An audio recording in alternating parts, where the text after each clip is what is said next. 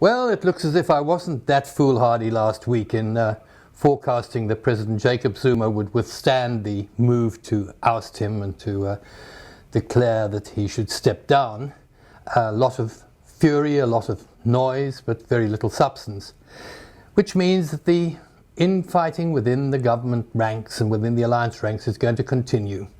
And that's going to have an effect, I think, of affecting policy and practice. We're not going to have coherent, comprehensive policies or practice, especially at this time on the education front. And that's become particularly important since the fees must fall protests at the tertiary level.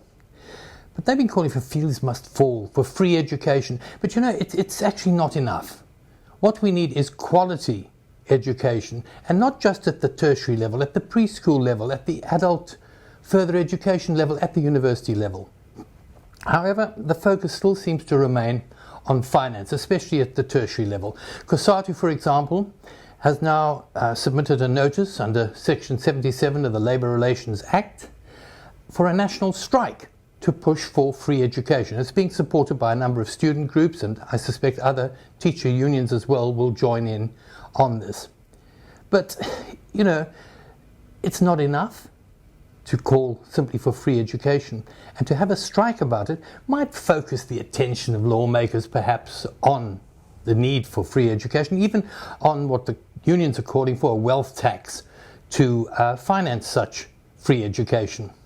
But what education is wanted? What is really needed? This is the thing. The protest should be calling for that. Yet apart from sort of, I don't know, vague calls for greater technical education and ongoing arguments about a language policy, there's nothing really new. And there's also considerable disquiet among teachers and their unions about the situation at present.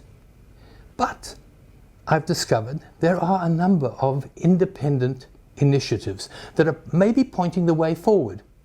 In particular, there's the Hantam Community Education Trust that was founded in 1989 as a preschool project, and that has grown in the years since then into a massive community project that has had tremendous effects throughout the region in the Karoo outside of Colesberg, where it's situated.